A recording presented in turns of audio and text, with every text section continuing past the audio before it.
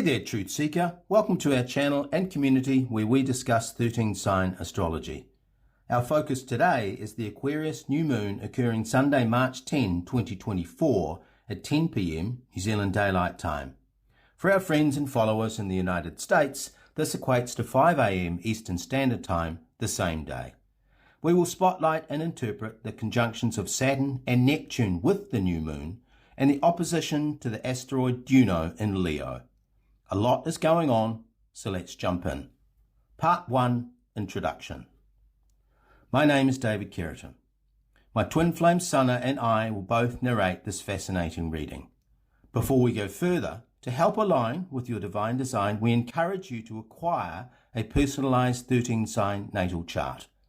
Seeing and feeling your cosmic blueprint will amplify your higher self connection. Or perhaps you would like a reading to unlock your highest potential, release karmic baggage, and ignite your inner fire. To access either of these options, click the link in the About section at the foot of the page, and we look forward to hearing from you. Part 2, Aquarius in the 1960s. This is the dawning of the Age of Aquarius. These famous lyrics are part of the 1969 hit single by The Fifth Dimension called Let the Sun Shine In, an anthem synonymous with 1960s counterculture. That song was born amid a broad-ranging zeitgeist that rejected conventional mores and traditional authorities, advocating instead for peace, love, and harmony. Central to the issues was a profound sense of alienation and disenfranchisement felt by college students, mums, dads, and activists from all sides of the political spectrum. The 60s gave us civil rights, feminism, and environmentalism, along with bell-bottom jeans, miniskirts, baby doll dresses, go-go boots, leopard prints, and oversized sunglasses. The so-called Age of Aquarius featured the rise and fall of JFK and Martin Luther King. Humanity saw the emergence of the Beatles, Bob Dylan and Woodstock, the sexual revolution, psychedelic drugs, and the moon landing. In terms of innovations, we saw the first satellites, bubble wrap, light-emitting diodes or LEDs, core to the computer revolution, basic programming language that underpins coding, the cassette tape, the video disc, the anti-anxiety medicine Valium, the Wonder Bra, and the smiley face logo. There was the Cuban Missile Crisis and the Cold War that raised the spectre of nuclear destruction, vestiges of which remain today. Globally, the protests of 1968 were driven by anti-war sentiment and popular uprisings against state militaries and bureaucracies. There were public demonstrations and meltdowns in London, Paris, Berlin, Rome, Eastern Europe, and of course, throughout the United States. Broadcast media became entrenched through this tumultuous so-called Aquarian period. The evening news ritual was established, with Walter Cronkite becoming the most trusted man in America. Cronkite had so much perceived influence over the body politic that, following his landmark 1968 investigative report on the Vietnam War, in which he said, "It is increasingly clear to this reporter that the only rational way out of the conflict will be to negotiate." Then President Lyndon Johnson is reputed to have said to his White House aides in response, "If I've lost Cronkite, I've lost Middle America." This was the nexus of media, power, and ideology injecting itself into the living rooms of suburbia. Colour TV proliferated from 1964, giving birth to pervasive primetime programming, sitcoms, and the one-hour drama format featuring the adventures of police, detectives, lawyers, doctors, and in those days, cowboys. Daytime television consisted of soap operas and quiz shows. Together, TV and radio began to shape the values of humans everywhere. America's dominance of what would become syndicated shows, digital delivery, and content production as a vector of cultural hegemony began. Throughout the 60s, waves of social movements and widespread discontent crashed the shores of consciousness as the Age of Aquarius kicked off with a bang.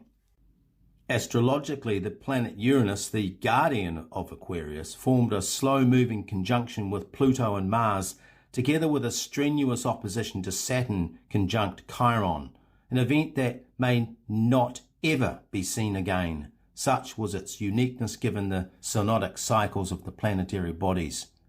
This was a period marked by huge shifts in energy, essence and consciousness, and massive cosmic alignments like we're seeing now, with the entry of Pluto, for example, into Capricorn for the first time since 1776, a pivotal year for not only the US, but for the world. The assassinations of King and John Kennedy were but two events now etched in the memories of today's baby boomers and so-called silent generation now aged in their 70s or older. This was also the time of the Cultural Revolution in China, the genesis of the Israeli-Palestinian conflict, and various African independence movements, one of which I was involved with personally in what was then Rhodesia, where I was born. 1969 gave us Apollo 11 and the lunar landing. One small step for man, one giant leap for mankind. Part 3. New Moon in Aquarius. Now we have some historical context for the Age of Aquarius. Let's move to our commentary on this new moon. We associate the astrological house of Aquarius with the hive mind, collective consciousness, innovation, and invention. The hive mind describes any type of group consciousness structure in which linked individuals have no sovereign identity and are said to be possessed or mind-controlled from a central hub. They march to a familiar drumbeat and believe in notions like for the greater good. Members do identify with labels like conservative, Republican, Democrat, liberal, and so on. It is a human version of real-life superorganisms such as a bee or ant colony controlled by a central repository, algorithm, hive brain, queen, or king.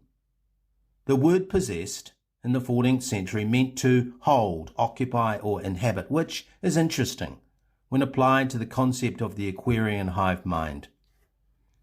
The deep, seemingly impenetrable influence of media on human consciousness established itself as a force in the 1960s, as we have illustrated. It is then arguable that the ideas and narratives shaped by the media conglomerates via multiple channels do indeed occupy, hold, and inhabit the minds of viewers dotted across the planet. Think about how the TV in the lounge room has evolved since the days of Walter Cronkite. Music, pay-per-view, cinematic presentation and surround sound, documentaries, streaming services, live TV, news, professional sports franchises, sitcoms, drama, gaming, virtual and augmented reality headsets all help to proliferate the hive mind. The hive represents the shadow side of Aquarius, demonstrating how this progressive, dynamic energy has been hijacked, captured, boxed up, subjugated, and synthesized, powered increasingly by data and AI. When we reflect on what is widely regarded as the emergence of the Age of Aquarius, the 1960s, since then many humans have forgotten their connection to source consciousness, plugging instead into influencers, celebrities, experts, and informed opinions to drive their decision-making. This is a dangerous tipping point, as the fight over consciousness reaches crescendo, and the idea of being enslaved in a matrix or cognitive map, not of our own making, is taking hold. A new moon is a time to reset and start something. Perhaps a place to begin is by asking, what does Aquarius mean for me? Where is this new moon energy activating my chart? And what insights can I glean from source about where to next for humanity? Thank you, David. Part 4. New Moon conjunct Saturn in Aquarius. It's no coincidence that Saturn was in opposition to Uranus and Pluto during the Great Rebellion of the 1960s. Right now, he has travelled almost full circle for the second time, hovering near the same location in Aquarius as he was during that tumultuous time in human history. Essentially, we are entering a period now between 2024 and 2026 when we may well see history repeat as people break free from the hive mind. Individuated, sovereign beings who came here just for such an occasion, now is your time.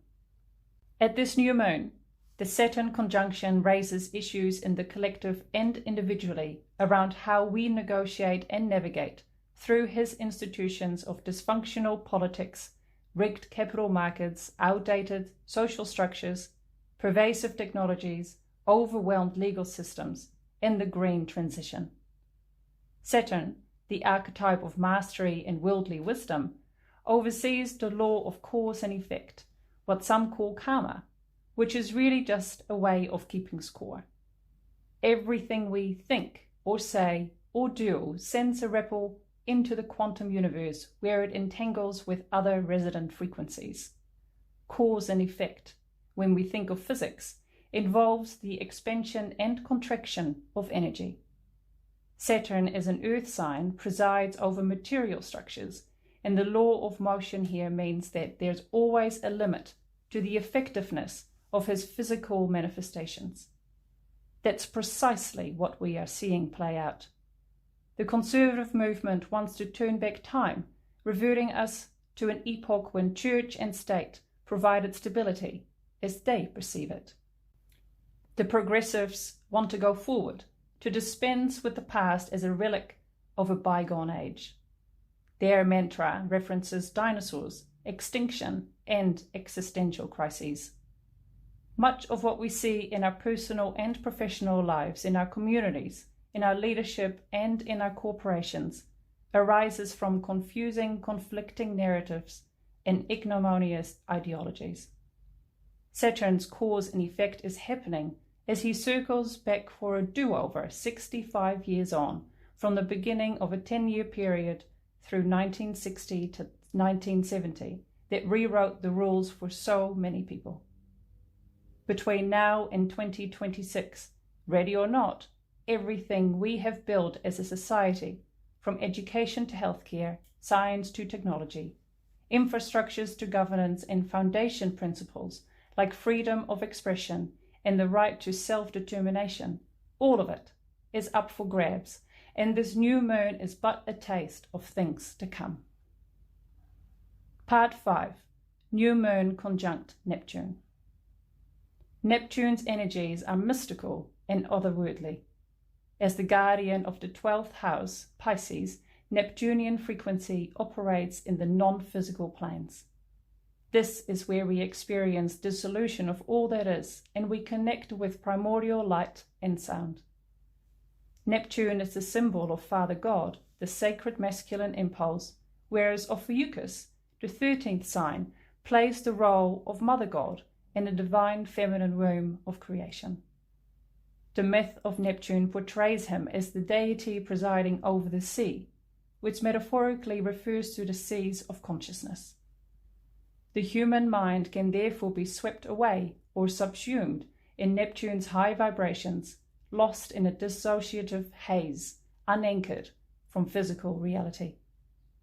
Here we find drifters, dreamers, spiritual vagabonds, and nomads. We may also meet great artists, Zen Buddhists, excitable gurus, intuitive healers, and freethinkers, deeply attuned to the unseen currents flowing through the hive mind. This is the still waters run deep type of physical expression in a human body. As a water sign, Neptunian consciousness can activate our extrasensory faculties, such as clairvoyance, remote viewing, astral travel, and past life regressions. In his shadow, Neptune is marked by addiction, disillusionment, profound disengagement, and alienation, feelings that fueled the 1960s counterculture. With Neptune here at this new moon, we may go one of two ways: be swept away or swept up. We may ascend or descend our consciousness, traveling the stairway to heaven or the steps to hell. Neptune can be beautiful when approached through meditation and mindfulness, which ensures that we return to the 3D embellished, grounded, and anchored in the present moment. Part 6. New Moon opposite Juno in Leo. Juno holds a special place in Greco-Roman mythology as the queen of the gods. Among her domains were marriage and civil union. She was also a protector of women as a sovereign entity and a counselor to the state. Juno was a daughter of Saturn, whom we have talked about at length, and a member of the Capitoline triad that included Jupiter and Pallas Athena as collaborators.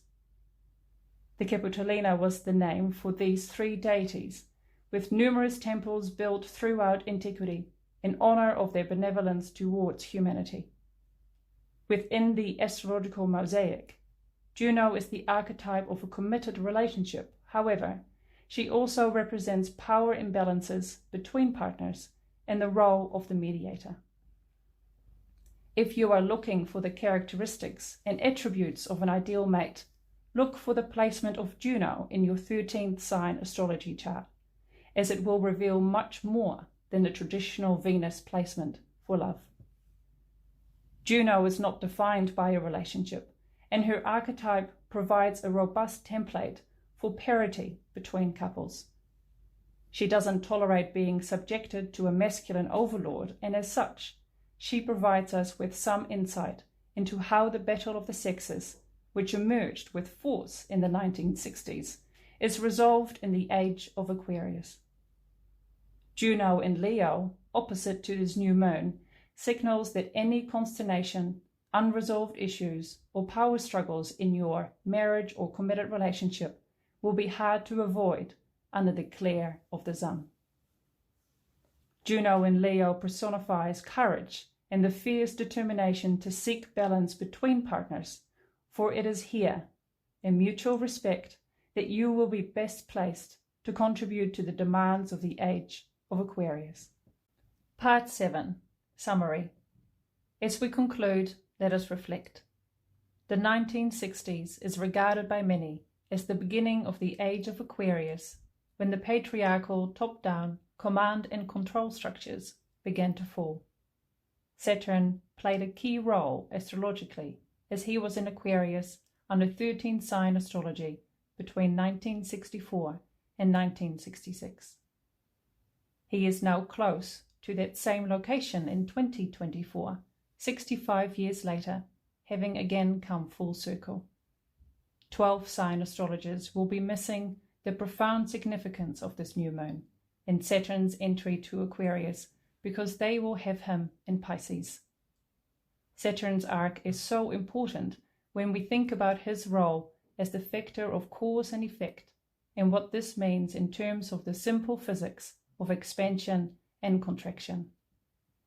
In our view, the energetic structures and powerful institutions of Saturn, the levers of the control matrix, have run their course.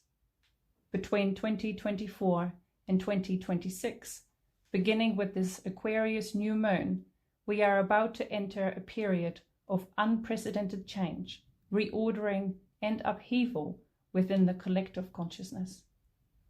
On the fringes of the hive mind is where the battle over consciousness is currently playing out, as the aware and awake see what's coming politically, economically, and socially. Mainstream media has collapsed, and the once centrally promulgated narratives are fragmented, contradictory, and troublesome. This is giving rise to the Neptunian shadow of disillusionment and disorientation among the masses. The visionary, activist impulse last seen on a global stage during the 10 years between 1960 and 1970 is present, and its new leaders are ready to step up. Are you one of them? Many of those who led the charge in the 1960s counter-revolution around civil rights, feminism, spiritual exploration, art, creative expression, nuclear power, and the human desire for self-determination are gone now, while others are retired, disengaged, or skeptical that humanity can overcome today's problems and challenges. What Aquarian energies do you have? Thank you for listening. We look forward to your comments. To support our work, you can donate or contribute via the Buy Us a Coffee link below. In the meantime, please like, share and subscribe. You may also find us on Telegram or Facebook. Namaste. This has been a production of Star Kittens Media. All rights are reserved.